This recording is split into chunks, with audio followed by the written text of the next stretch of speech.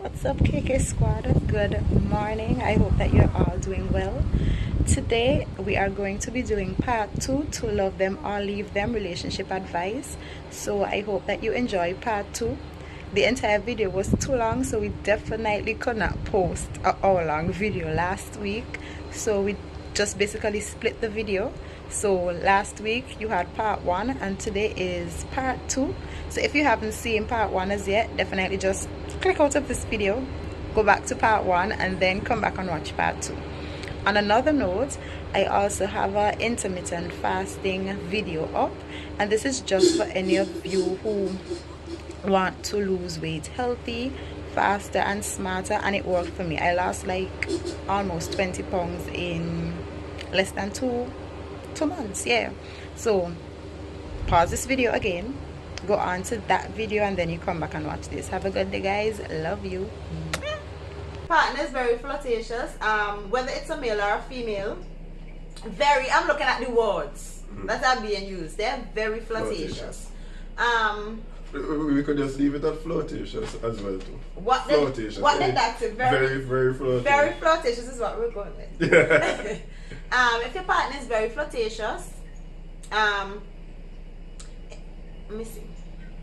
Alright. I'll sit and I'll talk. This won't be a situation where I just leave. I'll let them know it's something. Like I would want, like I'll sit and talk to them and tell them how I feel about it, because generally a very flirtatious partner would easily leave the other partner whether upset, insecure. Like it's something that I think the other person would not appreciate. So it's something that you could sit and talk about. If it continues, however, very flirtatious, if it continues, I'd leave.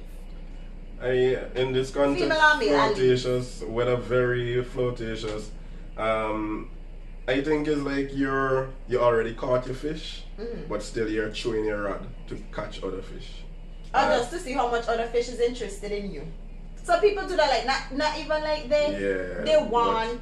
No, I'm saying some persons, like you're correct, but some persons do this not necessarily because they want other people, but just to see, okay, I'm already with somebody, but let me see how desirable I still am. There's an ego pride kind of. No, I know, so I'm saying it's still bad regardless to what the motive is. Yeah, so yes, we could talk about, you could speak to the person, but we understand the context the ulterior of motive behind of it, well, in my opinion, is to get someone attracted to you, see where it goes with someone else. So it's like fishing, you already caught the fish. So yeah, leave. Yeah, I agree. Cut with that situation. Just roll out. We have been dating exclusively for 6 months, but my partner hasn't introduced me to his or her family. Should I love them or leave? So you're together with the person for 6 months and they don't want you to meet the family. If you're leaving, are you loving? I see. No, in a case like this, 6 months is a short period of being together. So I don't think it's I don't think you should cut in a situation. You don't think you should love them? Yeah, still? You should love the person still. I maybe for whatever reason, I don't know what could be the reason, but I think in a situation like this, there you could actually stay with the person. This is not a situation to leave, definitely. Okay, in my case, ow! Out of pain, I'm sorry. In this situation, he didn't hit me. I just had a pain. Obsessive and jealous. Yeah. And I actually said that I would leave. Leave, interesting. In most cases, I would leave. The only situation I give for not leaving, if you have an online relationship, because these days persons date online. Like you could be exclusive, like you found the person online, you've met, but you haven't seen face to face. Now, in all honesty, if I'm talking to somebody and I've met you online, are you taking my time really slow? It's just something about finding love online a little scary. So if it's an online thing, I understand the kind of hesitation for you to meet the parents 6 months in. But if it's a case where we're both in the same country, we're both in the same state, we're both, 6 months to me is a long time. You said short. In my opinion, it's exclusively dating or courting, however you want to put it. Exclusive. It's just two persons here now. It's not multi-dating. It's two persons. 6 months in, I'll leave, because 6 months in we'll be going on dates. 6 months in I'll probably know your friends. 6 months in there are a lot of things that we'll be doing. 6 months in, why not an introduction to the family? So in my opinion, leave. Yeah, well, exclusive was the word. Yeah. I'll leave. It's 6 months to me, it's a long time. Still, I hold the same opinion. So you stay? I'll bounce. Yeah. I'll bounce. Alright. I'll find somebody who wants to introduce me to their mother like a day. Yeah. Who's question next yours? Well, scenario. He stares. He or she stares. He stares. I don't know. What's there? Is he? Uh-huh. Alright, so a little bit of bias here. He stares at other women in my presence and I feel disrespected. Should I love or leave? So you're giving advice to a girl. Alright, he stares A at young other... girl out there who you know has a boyfriend and he's a little starer. Okay. I think it's disrespectful to be staring at other women in the presence of your significant other. However, I would not go and say that men do not look at women. Whether it's in the presence of the woman, Woman. woman. Jeez, really old relationship question. Polygamous. Yeah, in the case of in their presence, it's men and females as well too.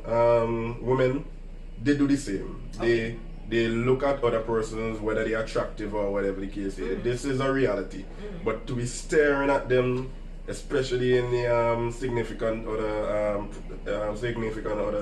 presence, that is disrespectful. So you're loving them through this or you're leaving?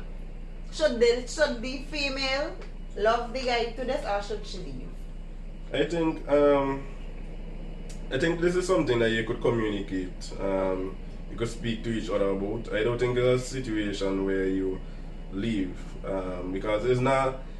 Some persons may look at it differently. Some persons may say it's an aspect of cheating, and so and if we look at lust develops in the mind, and then it could go further.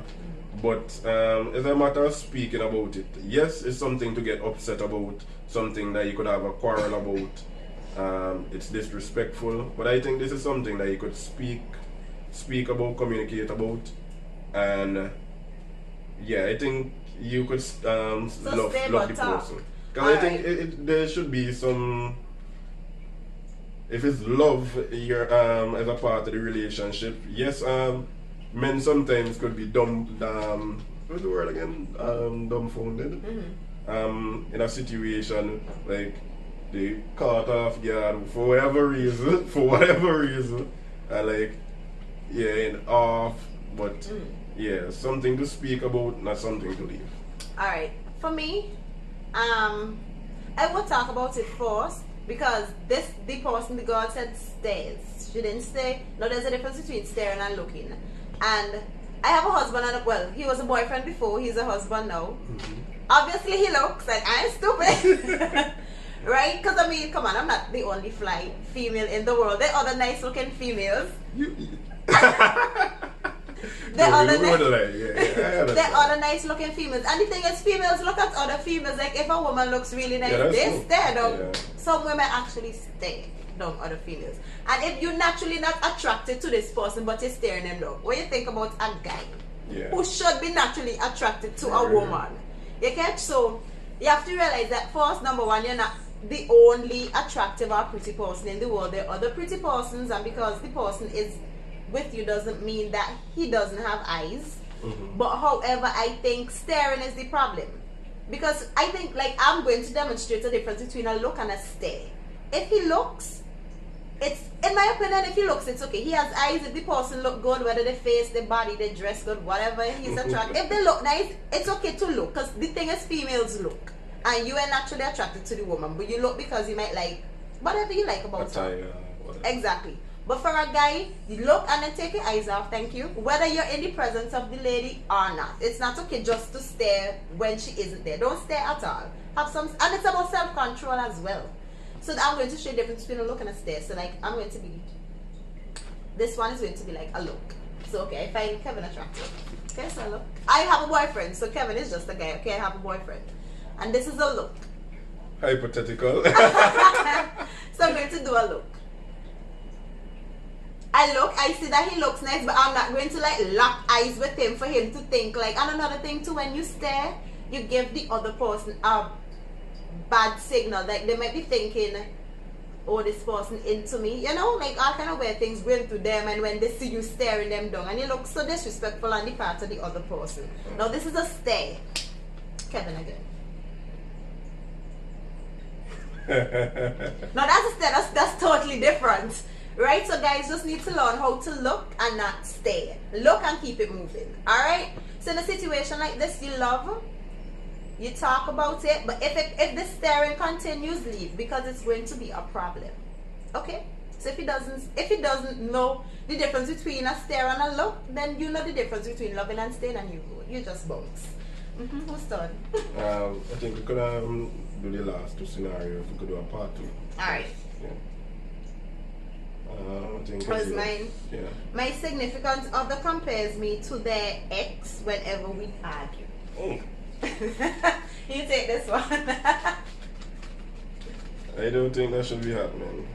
Comparisons, that is a recipe for disaster. Anytime you start to compare, one person is gonna feel insecure. So there's a recipe for disaster. So in a case like that, And it's whenever we argue, eh? He compares. yeah. He or she, whoever. Guys, women, don't do this. It's a recipe for disaster. I know arguments could get heated, and you could say, my ex could do this and you can't do this and all that kind of thing. Nah. Try as best as possible. I think this was one of the advice in marriage counseling for us, where where in arguments you don't try to do those things, comparison. Try as best as possible not to do that.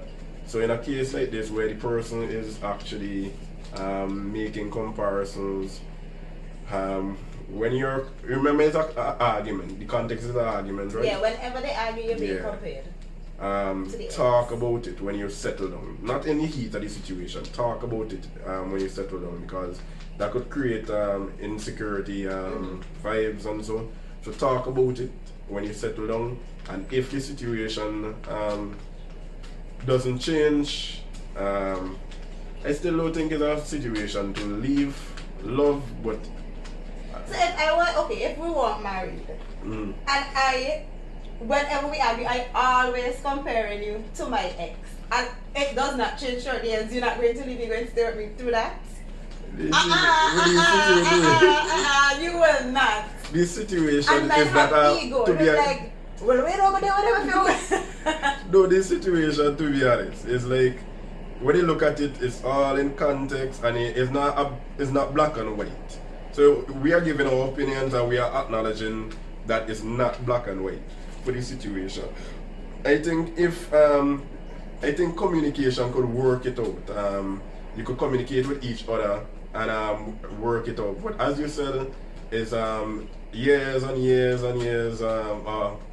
For a long time, it has been going on. You're going to get tired. Yeah, you would get Me tired. and I leave in. If the first time you compare, and the thing is, the context is when we argue. Now they're either doing this because let's be real, when you argue with somebody, you want to hit them where it hurts. So if you know, like for instance, let's say, do they apologize? Kevin, I don't know. That's what I'm saying. It's like my mind going all over the place know. for these situations. It's like We only can go on the end for that is given. They say it's whenever they limited, but argue. okay. So in to me, And argue. right, to me, they're either they're doing this to hit you where it hurts. Because in general arguments, when you really want to get under somebody's skin, you say things that you know would hurt them the most. And it's sometimes not true. So, if you want to hurt that person the most, let us say try it one time and taught them plenty, you're going to always try to use that every time you're upset. However, it's something that you should not do. And if I'm with somebody who I'll speak to them about it. Like when we calm now, I'll so be what like, is the ultimatum? Would you? But what I'm saying, I would immediately leave. What I would do in a case like this, I'll talk. This is a case where I'll talk. Some cases I don't talk, I just roll. But in this case, I'll talk about it and be like, I didn't appreciate that. That was disrespectful, telling me, like comparing me to your ex and stuff like that. I'll tell you this when I'm calm, because when I'm heated, this is not how the conversation is going to go. Right? But when I'm calm, I'll tell you, you know what, I didn't appreciate you telling me this, such and such. And if I realize it's a norm where you constantly compare me to the person every time we argue, I would leave. I personally would leave. Fine. So what you saying? You leaving or you're not leaving? You staying with me when I constantly compare you to Tony? Because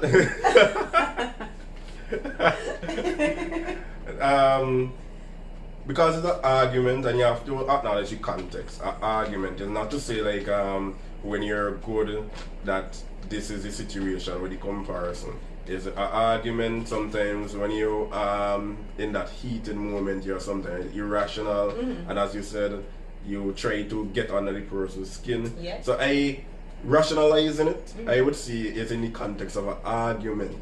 Yes, it may hurt the situation, the things that are said, and I would think, wait, I wonder if this person really think that. But if after the argument we speak and I realize that it's a matter of it's just because of the heat of the moment the person wants to get me upset, I think I could still put up with it. I don't think I'll So leave. you'll stay? Yeah. Alright, this is the last question, and depending on how well this video, it doesn't matter how well. No, I think this is a If one person sees this and it helps somebody, we'll do a part. yeah, I think this is a nice video. And I mean, before I give the last one, you could also comment some love them or leave them scenarios, whether they're personal. I mean, you don't have to say it's personal, but if they are, you could maybe give us some scenarios. Maybe you can even private message us, I think. But other than private messages on YouTube, they can private message on YouTube. I don't think so. I think maybe we'll deal with the logistics after. Okay. Right, so you could just give scenarios in the comment section below, or you could tell us if you agreed or disagreed with some of the advice that we gave. Do so respectfully, however. We're respectful people up in here. Yeah. Alright, so the last one for this evening is he or she has a criminal record. He or she has a criminal. You want me to go first? And who spoke last? I think you spoke. Yeah. Alright, he or she has a criminal record. I'll leave. Like, I not consider it. I'll leave. It's my choice. I could decide if I want to stay or leave. I'll leave, number one. Like, I know there are different reasons why persons go to jail. Like, you go to jail, like, whether you smoke weed, you kill somebody, you steal. Different reasons, but the level of things vary. But for me, you having a criminal record, when you come out of jail, you can't get any job, especially if you have a criminal record. And I want a guy who, and I think every woman should want a guy who could financially take care of her, and you are going to have limitations since you have a criminal record. So just my opinion, I'm just giving my opinion. Me personally, since you have a criminal record, you've been to jail because you're not really able to take care of me that way. And I'm not saying that you should like hate the person or anything like that, but it's a relationship we're talking about, and there are different factors to a relationship outside of just love.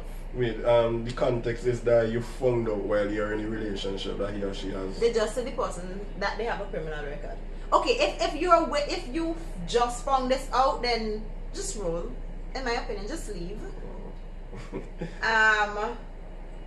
If you were with the person and you knew this before, then well, if you were with them before, don't see how it's a problem. No.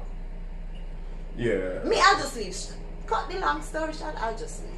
I think if you're with the person and okay, the person maybe didn't tell you this at first, that he had a criminal record, so you found out later in the relationship when the person maybe build up trust and so for you. I think once you're seeing positivity in the relationship, you're seeing that the person is like a rehabilitated person. I think you. I think you can still be with that person. I mean. See, if I went to jail, there are a few things why females go to jail. But anyway, yes.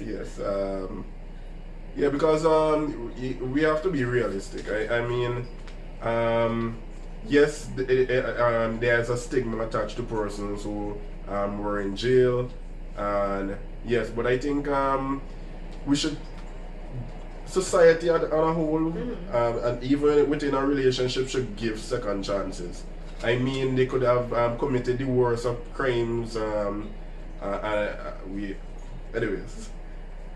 Okay, change my answer. Yeah, but it's like, if for example you see that the person is like, look at it from a context of a Christian. A Christian may have done so many bad stuff in the past. No, not a Christian. A person who was in the world at first may have done so much bad thing, but they found Christ and they became a Christian, and now they are living differently. So I think that the same with a criminal record. The person may have a criminal record for whatever reason, but they could exhibit the positive changes, and I don't think I'll just go on a matter of empathy in a situation like that. I think you could still stay. However, if you see like whatever they went to jail for, you see like that part is still a part of them, yeah, cut it. But just looking at it from